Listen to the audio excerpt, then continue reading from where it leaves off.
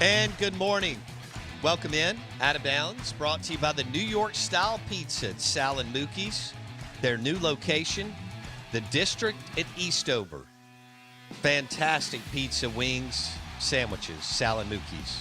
The District at Eastover. Show is also presented by Superior Foundation for all your foundation repairs.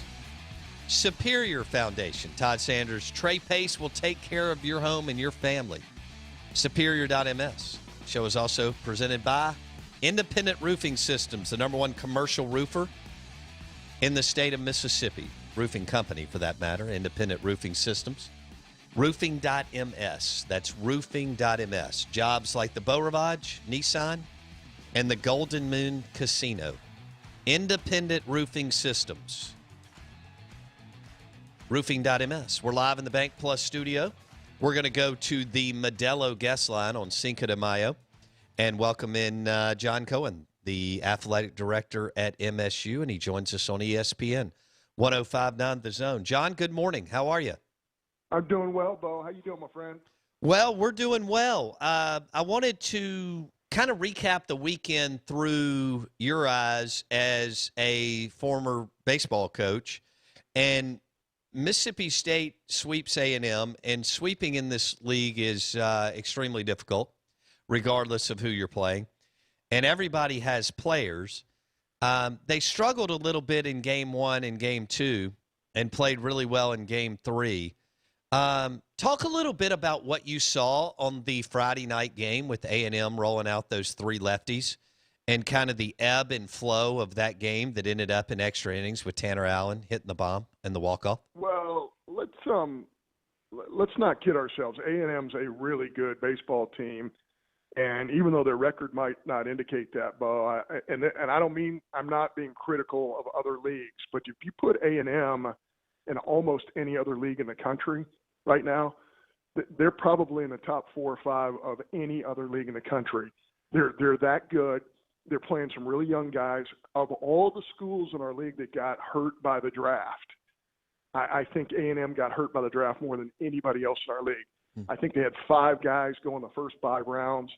And, you know, it's hard to recover from that. Now, Mississippi State lost 2 first-rounders last year, and we recovered from that pretty well in the middle infield. But and we lost a second-rounder as well. But I will say they got hurt probably worse than anybody. The other factor, I think, is championship-level teams can still win when they don't play well.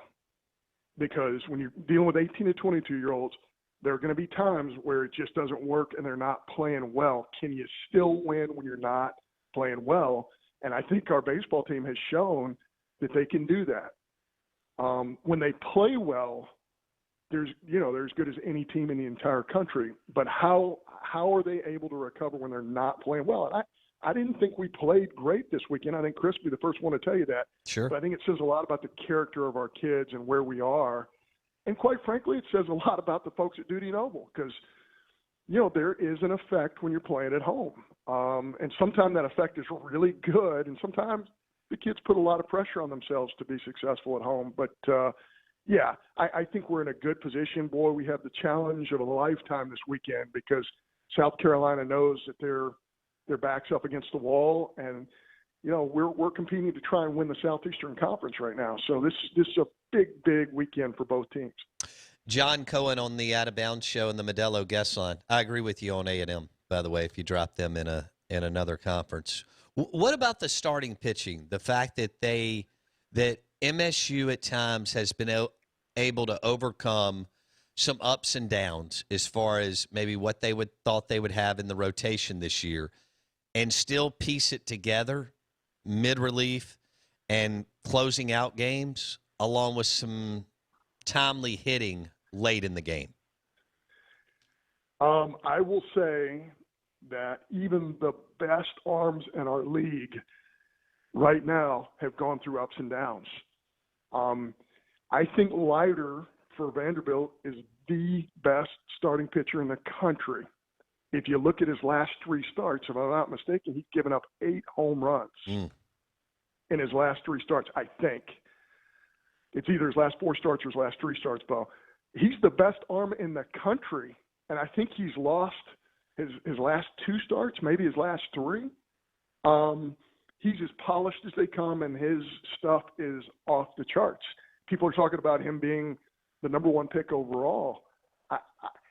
So I think you have to look at it in context. If you're comparing our starting pitching compared to 20 or 30 years ago where everybody went 7 or 8 innings and, the bullpens weren't as defined and precise as they are now, yeah, I think you'd have an argument there. But this is just the nature of college baseball now, is the bullpens matter.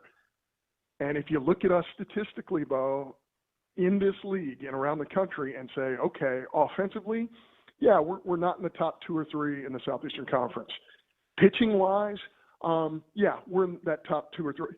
But our ERA is probably, not in the top 2 or 3 in the league.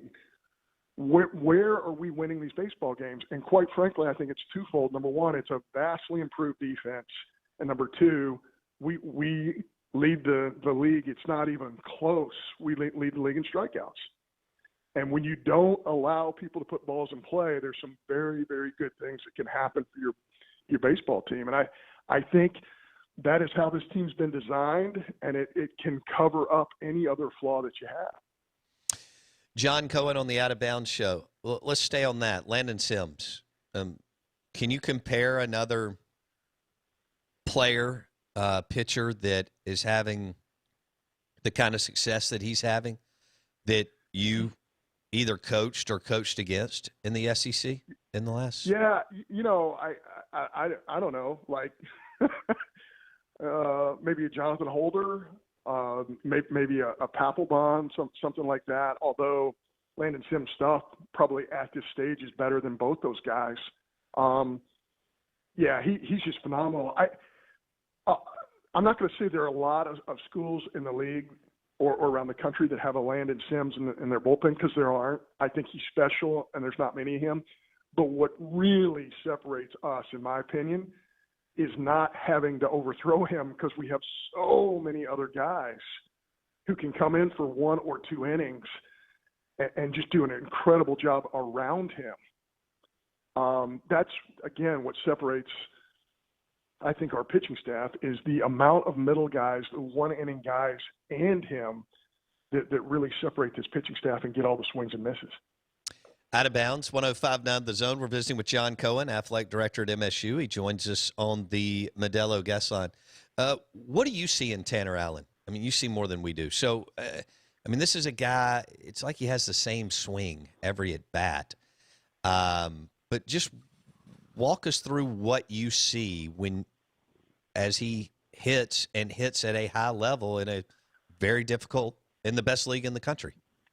Well, if I'm a professional scout, there's several boxes that he checks. Number one, if you are successful in the SEC, that is, there's no question that's a predictor for being successful at the next level.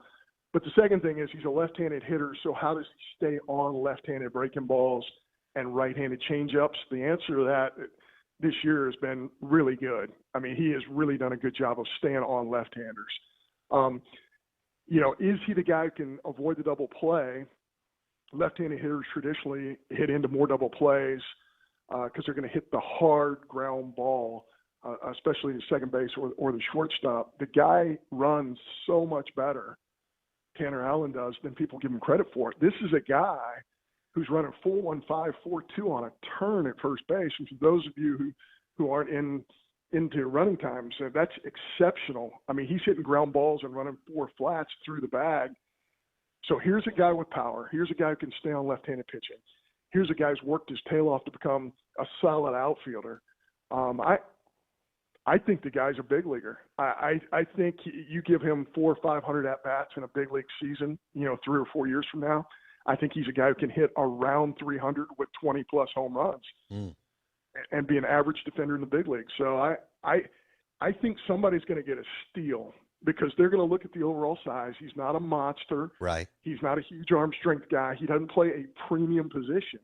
But somebody's going to get a huge steal, because you're going to get a professional hitter who's going to hit for a long time. Where could he end up? Left field or second base? Or I don't even know how that works. I think I think he could end up at first base. I think he could end up playing second base. Okay. I think he could play a corner outfield spot. But the premium is on the bat, and he has proven there's not a ton of swing and miss, and there's some real power in that bat. What do you see from we discussed this with you last time, Logan Tanner behind the plate and how talented he is. But at the plate, things are starting to line up, and he is coming back next year for Hail State baseball. So what do you see with him as he starts to mature at the plate? Well, again, the strength level's incredible. I mean, the kid is just so naturally strong, and I know he's worked hard in the weight room, but there's real power there. And the thing I like about him is the way he's starting to negotiate at-bats, the way he gets deep into counts, the way he fouls pitches off, what you can see what's going on in his head. And I give so much credit to Gotro because he is an excellent coach with the mental offensive side of it, working counts, especially two-strike approaches. You know, if I'm not mistaken, I think we were among having the fewest strikeouts offensively in the SEC. And, of course, on the pitching side, we have the most. And that combination really works well.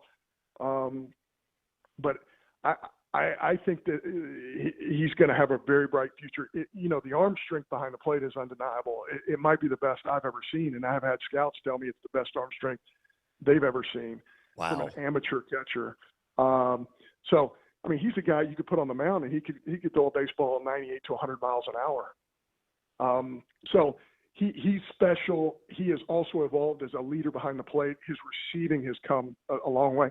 I think he ends up being a really big-time draft pick a year from now. Wow. John Cohen on the Out of Bounds show. Will you share with our listeners what is going to happen Monday with the NCAA and the regionals? Yeah, I think it's clear. And, again, I'm not allowed to talk about what's going on in the room, obviously, Bo, but I will say this. I'm so impressed with the fact that everybody on that committee and everybody at the NCAA wants to get this right under some very difficult circumstances. Because of COVID, it has altered the way that we have to do business. And as it's been stated throughout the media, there will be 20 different selection sites named. I think either Monday or Tuesday, if we need a little bit more time, it might go in the next day. I'm not 100% sure about that, but we have tremendous leadership on that committee. Led by Jeff Altier at Stetson University. And I think that, again, are there going to be mistakes made? Of course, because we're doing it 3 weeks before the season's over. So there's the potential to put the wrong team in the wrong spot, but we don't have the luxury of time. We're going to have to make that decision a little bit early. So I feel so fortunate to be a part of it. And, we're just this group's going to do the best they can do, and we have tremendous leadership. And all right, so 20 sites will be announced, and those will eventually be cut down to 16, but they'll be announced on Monday or Tuesday. But no national seeds will be announced. No. The way I understand it, the 20 will be selected, and those sites can go ahead and get to work on what it will take to host a regional, which is a really, fairly complex set of circumstances when you consider, testing and all of those things. And all right, people are hammering the text line. John Cohen on the Modelo guest line, athletic director at MSU. Have y'all come up with a number as far as what the capacity is so people have a better idea of what 50% looks like for the regionals, John? Yeah, I mean, we're going to go with the numbers that our architects, when they built the facility, the numbers that they put out. And Bo, I don't want to specifically state what those numbers are. I will say that it's an enhanced number. I mean, it's a good number because we're very fortunate of what our seating capacity is at Dudy Noble. Okay. I thought you wanted to break it here on the show, that exact number. That's okay. We'll let you do it next week. All right. So, people are freaking out. What is going to be 50% of the quote unquote capacity of Duty Noble. Let me ask you this: now that you're wearing the AD hat, I get that. I guess maybe you have to excuse yourself or however that works. Same thing on like playoff committees and March Madness, NCAA basketball, maybe so on. But do you get nervous? Will you get nervous, or is it something that's just business? So when the host, the national seeds are dropped, will you be nervous going into that? You mean nervous for Mississippi State, Yes. or nervous in general? Yeah, nervous for the baseball program. The thing is, it's just such a drawn-out process. I don't think there's the moment where you get nervous. But I will say this: you want to be part of something that's special, and you want to get it right. And this is the first time I've been a part of it, Bo. So, yeah, I have a tendency to, to over-examine things. And, I'm sure at some point in time, for Mississippi State, I will be nervous. I mean, we're coming down a gauntlet here. I've heard people talk about how easy the last part of the schedule is for Mississippi State. I mean, how easy was Texas A&M? Not very. They're Right. really good. Right. Missouri is much better than what people think. And in fact, they have a couple of kids that I've heard scouts talk about being potential first rounders down the road. Alabama's playing as well as anybody right now. Their RPI is hovering around the top 25. We play them in Tuscaloosa. And now you're going to a place in South Carolina where they have been very, very successful at home. So there's still a lot out there for Mississippi State. And I know our players are aware, and our coaching staff's doing a great job preparing our kids for this. How concerned would you be about the game tonight against the Citadel, knowing that it's their World Series game and that, let's just be honest, kids are very aware of what's going on? And I get that the Citadel and that South Carolina, North Carolina area has ridiculous baseball programs, both big ones and smaller colleges. But if you were the head coach, how concerned would you be about tonight's game, knowing that it's easy for 19 and 20-year-olds to overlook it going into what you just described, what's going to happen in Columbia against South Carolina this weekend? Yeah, it would scare me to death because the kid at the Citadel, who normally throws 87, 88, he's going to throw 92 tonight against Mississippi State. You're absolutely right. This will be the most important game that young man has ever played in because they could really, they have struggled, and they can make their entire season by winning one baseball game. And our kids have to be aware of that. I think this was really smart on Chris's part to schedule this game, Coach Lamonis, on a Wednesday, because I love the fact that playing South Carolina on Friday night, it's not going to be our first road game over there. It's going to be our second game. And I think that's really important. We needed to pick up another game late. It's obvious Chris is a graduate of the Citadel, very proud graduate, spent a lot of time there. So I think this is a very, very smart move to play this game, but you're 100% right. You're really, really frightened if you're coaching in this scenario tonight. Yeah. Let's switch gears real quick. John Cohen on the Out of Bounds show. John, how close are y'all to where you want to be on the Humphrey Coliseum fundraising to, I guess, start that project maybe next March or April? I'm not sure what your timeline is. We are starting that project as soon as basketball season's over next spring. Very excited about it. I think our fans will really enjoy this process. The entire building will look different from the way the brick looks on the outside to the way most everything looks on the inside. The project's going to take a while to get through. We're going to have to displace teams. We're going to have to displace people who work in the department. And we're working through that process right now. We're going to have electrical items that have to be taken care of outside the building as early as this summer. So people will start to see some construction happen fairly early, but the main portion of the construction will happen at in the spring of next year. Will men's and women's hoops still have access to the practice facility? Oh, absolutely. The one concern we have is about their locker rooms. We're going to have to figure out a way to displace them from their locker rooms through construction while that's taking place. Okay. Let's go to football. A lot of chatter out of the building that Will Rogers had a big-time spring and that they took some steps forward on offense. What have you heard? Yeah, I would agree with that. Our kids just look so much more comfortable than they did. I mean, listen, I know that there were 4 coaching staffs in our league last year that were all new, and they didn't have much time to prepare for last season. But I think when it's such a radical departure from what we've done in the past with Coach Leach's offense, I think seeing everybody on the same page this spring, it's just so exciting. And, Zach Arnett's defense, really looks good. Just seeing them fly around to the football and how hard they practice. And that's the hallmark, I think, of Coach Leach and his staff is, how hard they work every single day. The amount of conditioning that's going on during practice, the amount of full speed drill work that's happening. And now you have players who have been through it, for several months now. They just look so much more comfortable than they did before. I'm very excited about seeing this football team play this fall. Last one, John. We've got about a minute. One of our listeners wants to know, ask Coach Cohen what it's like watching a baseball game and not having any control. I take a great deal of solace in the fact that we have a great coaching staff led by Chris Lemonis.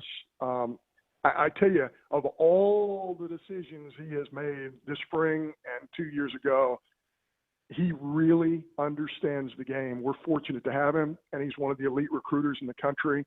I love the fact that I get to sit there and watch those guys perform as well as some really talented players. John, we appreciate your time today. Thank you. Thank you, Bo. John Cohen, Athletic Director at MSU. He joined us on the Modelo guest line, going over some of the regional discussion that will roll out Monday, Tuesday, where they'll drop 20 sites on us. Eventually, they'll be cut to 16. Eventually, we'll get 8 national seeds. And also how difficult it could be for Mississippi State baseball in Columbia, South Carolina this weekend. He made a great point. South Carolina's on the ropes because Ole Miss just swept them.